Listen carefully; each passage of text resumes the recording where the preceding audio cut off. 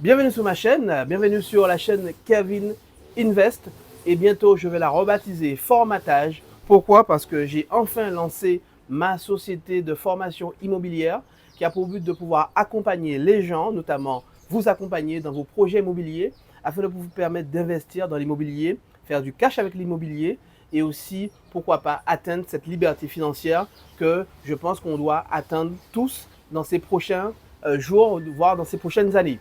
Donc, pour le coup, je vous souhaite, moi, je souhaite aussi vous souhaiter la bonne année. En fait, ça fait un petit moment qu'on ne s'était pas vu, donc c'est le moment pour moi pour vous souhaiter mes meilleurs voeux, la santé, le travail, mais aussi beaucoup de cash, beaucoup de cash. C'est ce que je vous souhaite, d'accord? Et donc, pour pouvoir reprendre un peu où on s'est arrêté, notamment en termes d'interview, donc aujourd'hui, je suis en compagnie de Jérémy. Bonsoir Ouais, Jérémy. bonsoir. Donc, aujourd'hui, avec Jérémy, on va parler d'un sujet qui tourne autour de l'artisanat, mais aussi de son passage en Guadeloupe. En effet, Jérémy est un artisan qui s'est séjourné ici pendant quelques temps, d'accord? Et il a eu l'occasion de pouvoir travailler ici dans le domaine de l'artisanat. Donc, ce sera pour nous l'occasion de pouvoir prendre son retour d'expérience avant de repartir pour la France hexagonale. Donc, du coup, je remercie Jérémy déjà de m'avoir invité chez lui, aussi Avec d'avoir plaisir. merci beaucoup en tout cas. Et donc du coup, on va rentrer dans le vif du sujet. Donc, Jérémy, Oui. je te propose qu'on nous puissions rentrer un peu dans le vif du sujet. Alors, pour ceux qui ne te connaissent pas, peux-tu te présenter en quelques mots et expliquer ton métier? Ok. Alors moi c'est Jérémy, j'ai 33 ans et du coup je suis sur le domaine du bois, de la charpente plus précisément. Voilà. D'accord. Et qu'est-ce qui t'a mené à venir en Guadeloupe en fait? Alors on est venu là, moi j'ai une petite famille, donc j'avais un enfant. On est venu là parce que j'étais venu en vacances tout Ouais, simplement. J'ai adoré le lieu, hein, ouais, comme tout le monde. ok. Et comment après j'ai postulé, j'ai trouvé un travail ici en fait qui m'a permis de passer un step quoi. Donc j'ai été pris en tant que chef d'atelier donc dans une boîte de charpente. Donc du coup, de charpente. Ok. Donc du coup, toi, tu es spécialisé dans la charpente, c'est vraiment ton Oui. dada. Alors, peux-tu nous expliquer un peu comment ça s'est passé? Alors, tu t'es resté combien de temps ici? Alors ça fait 3 ans que Trois je ans, ouais. suis là. Voilà. D'accord. Donc je vais partir à cette heure-ci le mois prochain. Ouais. Donc voilà, je suis resté 3 ans ici et j'ai passé 2 ans dans la boîte pour laquelle initialement j'étais venu. Ok. D'accord. Alors, à quoi ressemble. Alors, je vais te dire à quoi ressemblait un peu une journée type quand tu étais ici. Mais bon, c'est vrai qu'on a vu en off que c'était un peu une question un peu. Voilà, mais Oui. en gros, si tu pourrais nous décrire un peu une journée type que tu as vécue ici, par exemple, est-ce que tu pourrais un peu décrire un peu ton travail, en quoi ça consistait? Alors, mon travail, moi, il consistait du coup à gérer tout un atelier. Donc, Ouais. c'est-à-dire tout ce qu'il y avait de mince de projet, donc charpente et tout ça. Et sur l'archipel de la Guadeloupe, donc quand je dis archipel, je parle bien sûr des Des îles, dépendances. voilà, et De tout ça. Sainte, Marie-Galante. Voilà, Ok. exactement. Et en fait, du coup, j'avais 13 personnes que je gérais, Ah ouais, quand même. donc sur beaucoup de domaines différents. Mhm. Donc j'avais des monteurs, j'avais un magasinier, etc., etc. Tout ce que crée cet emploi-là. Donc en fait, moi, je chapeautais un peu tout ça. Ouais. Sur l'organisation, sur les délais, sur la fabrication, la qualité du travail, etc., etc., en gros. Donc une journée type, les journées se ressemblaient pas. Ouais. Jamais. C'est ça qui est très intéressant. On va dire la journée basique, c'est vraiment sur de la gestion et du chapeautage. Donc, en gros, par exemple, j'avais un dossier que je dois préparer. Le dossier sur une charpente, on va mettre classique, les choses classiques pour que tout le monde comprenne. En gros, ça partait de l'usinage. Mhm. Donc, je recevais le dossier, envoyé après en machine, donc sur une K2. Puis ensuite, elle a été taillée, on vérifiait la qualité du produit, du taillage. Ensuite, j'avais des personnes qui montaient cette charpente-là, qui l'assemblaient pour regarder si ça allait ou pas. Puis préparer la quincaillerie pour cette charpente-là, jusqu'au départ, on va dire, de l'atelier avec le camion Donc sur chantier. un vrai travail d'équipe en fait. Voilà, c'est ça, D'accord. exactement. Et quelle technique, matériaux ou savoir-faire locaux as-tu adopté? Un peu peut-être raide ma question, mais est-ce qu'il y a des spécificités locales ici en termes de, voilà, de matériaux, techniques, voilà. Oui, alors le plus, on va mettre un point sur la complexité d'avoir du matériel ici. Ouais. Après, on s'adapte en fait par rapport à ce qu'on a, Mhm. clairement. Le mieux, c'est de faire envoyer, enfin importer de métropole en grande quantité le bois parce qu'évidemment, il se retrouve moins cher que prendre sur du local. Mhm. Du coup, après, on s'était adapté à ce qu'on pouvait trouver. Une autre question qui me vient en tête, c'est euh, as-tu une réalisation dont tu es particulièrement fier? Oui, Ouais. Alors, est-ce que tu peux nous expliquer un peu? Parce que ici, si tu veux, on parle d'immobilier. Donc, l'artisanat touche à l'immobilier dans la mesure où c'est grâce aux gens comme toi qui font du bon travail qu'on peut avoir, nous, des logements aussi de bonne facture, tu vois. Donc, du coup, est-ce que tu peux nous raconter voilà, une histoire comme ça où tu es particulièrement fier bien sur un sûr. chantier? Alors, sur une autre île, donc Ouais. pas de la Guadeloupe, Ok. mais on a fait des super beaux chantiers, c'était à Antigua. Ah, super. Donc, c'est des bungalows de luxe, Ouais. clairement, hein, de luxe, hein, et la réalisation était 100% en bois, en fait, Ok. c'est-à-dire des murs, parce qu'on peut faire des murs ossature bois, de la charpente, jusqu'à la finalité avec la couverture et tout ça. Et ça, c'est vraiment des très très très beaux chantiers. Et voilà, ça, je suis très content d'avoir chapeauté ça, malgré les difficultés qu'on a pu rencontrer, donc qui étaient des fournitures, du transport.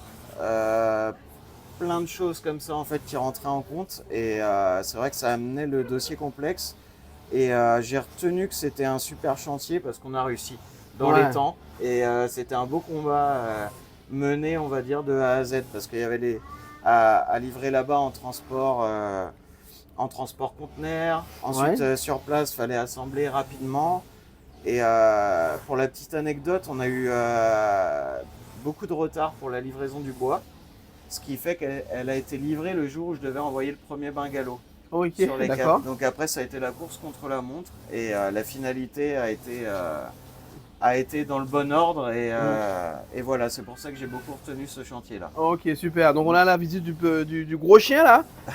Bon, il est pas méchant, hein. Non, non, Ok, non, d'accord. t'inquiète. C'est Bon, Astro. super. Alors du coup, vous voyez d'où la nécessité en fait de pouvoir prendre des artisans qui sont premièrement compétents, qui connaissent leur métier et aussi qui savent aussi respecter leurs clients. Parce qu'effectivement, il y a eu un retard de chantier, mais bon, entre guillemets, hein, le retard du début. Pourquoi? Parce que les matériaux n'ont pas été livrés dans les temps. Donc ça, c'est pas forcément de sa faute, d'accord? Mais après, il a été comblé et donc ils ont mis les bouchées doubles pour pouvoir aboutir à un chantier de qualité, d'accord? Donc du coup, c'est pour ça que moi, je pense que quand tu achètes un bien immobilier, l'une des choses à faire, en fait, c'est acheter au bon prix. Mais la deuxième chose aussi, c'est de choisir le bon artisan qui te fera les travaux. En l'occurrence, par exemple, quelqu'un comme Jérémy ou, voilà, ou, bien, ou bien un artisan ou une société qui a pignon sur rue, d'accord?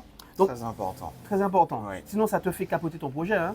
Il y a beaucoup hein, d'entreprises, même en dehors, on va dire, d'ici, on, on peut dire pas fiables. Ouais, C'est très facile de vendre de la main-d'œuvre, de voir des photos de loin et tout ça, mais les qualités techniques qu'il faut avoir, surtout dans mon domaine, je parle de mon domaine en charpente, elles sont très très importantes.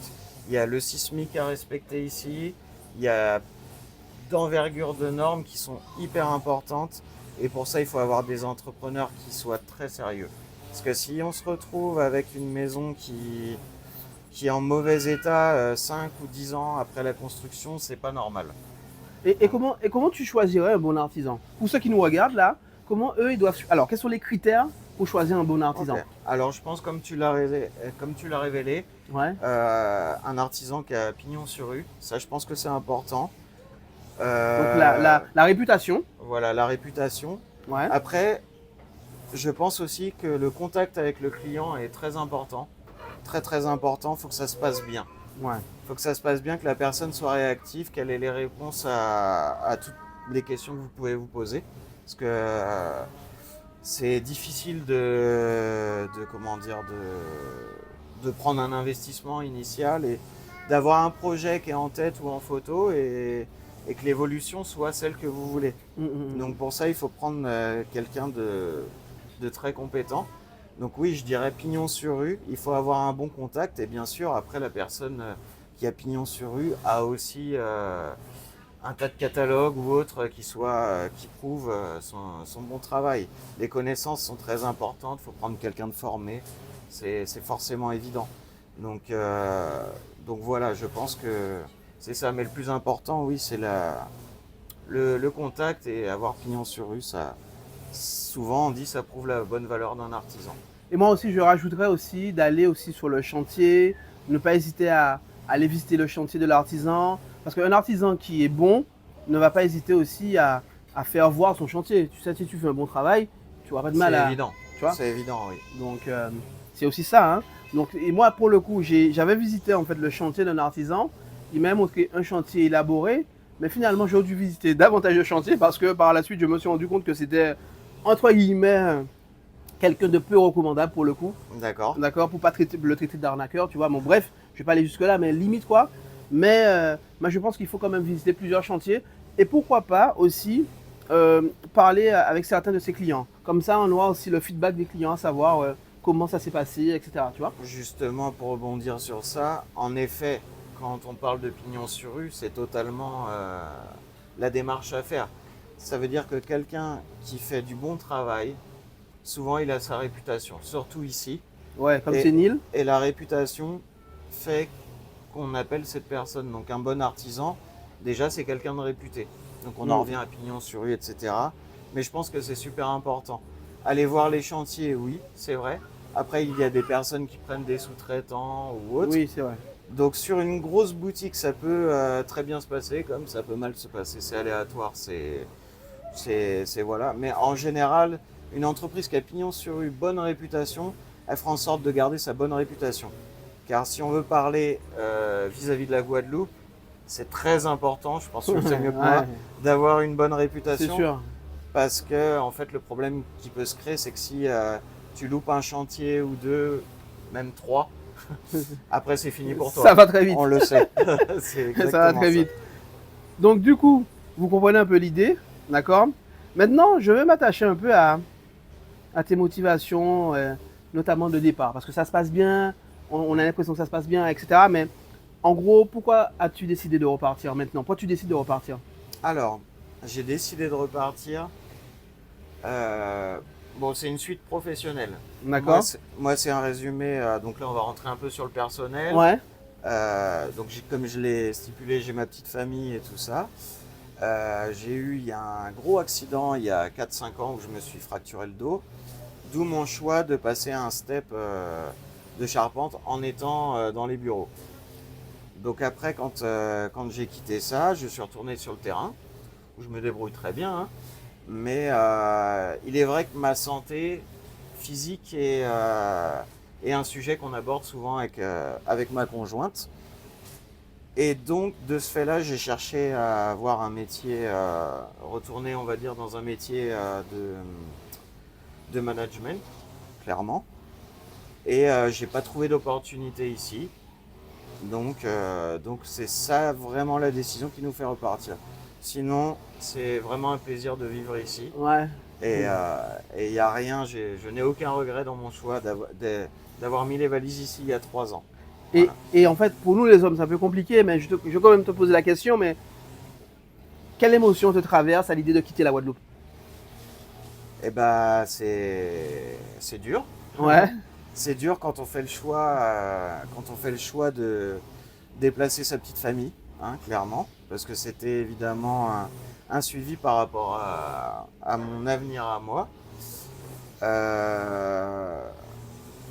On va dire que l'émotion, elle est triste sur le départ, parce qu'on a fait des bonnes connaissances. D'ailleurs, on s'est connus ici. Ouais, de façon très spontanée d'ailleurs. De façon très spontanée. Et en fait, tous ces petites choses-là, ça va me manquer. Ouais. Il est vrai, quand on arrive, qu'on fait un choix de déménagement ou autre, qu'on atterrit dans un endroit qu'on peut dire qu'on ne connaît pas, et ben ça nous crée de l'expérience. Et le choix de le faire en famille, c'est très très fort. Et j'ai aucun regret à ce niveau-là. Après le départ, il est vraiment professionnel. L'émotion, je peux pas dire que je suis triste, parce que je suis triste de quitter la Guadeloupe, oui, les personnes que j'ai rencontrées ici, bien sûr. Mais après, je suis pas triste parce que c'est une étape Dans ta vie. dans mes idées professionnelles. Et- Donc je pense qu'à un moment, je vais rebondir, etc. Et qui sait, un jour, je reviendrai ici. Ouais, tout à fait. Et qu'est-ce que tu regrettes le plus? Si tu as un truc, un regret, Un regret sur le départ, soit sur le départ ou ta vie ici, je sais pas, qu'est-ce que tu regrettes le plus? le soleil, Ouais, c'est sûr que le climat joue pour beaucoup, hein, notamment voilà. c'est ça, le climat. En fait, Ouais. moi qui étais artisan en métropole, quand tu fais le biais par les saisons, et que ce soit l'hiver ou l'été, hein, c'est assez complexe en métropole, pareil. Là, on a quand même la chance d'être toute l'année en t-shirt. On l'est Ouais, encore, c'est sûr. on est au mois de janvier à l'heure actuelle, on est encore en t-shirt. Et c'est vraiment génial. Le climat, les personnes ici.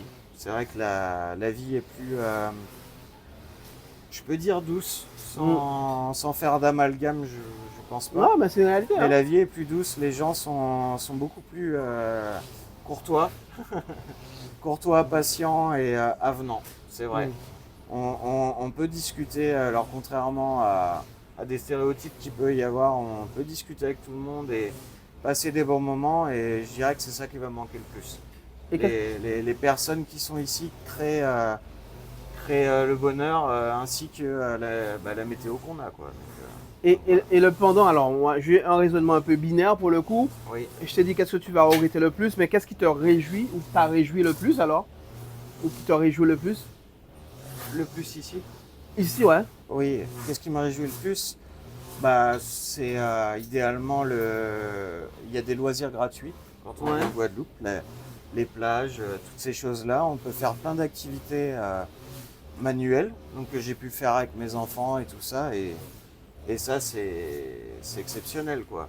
De se faire, je vais même dire le mot liberté qu'on n'a pas en métropole.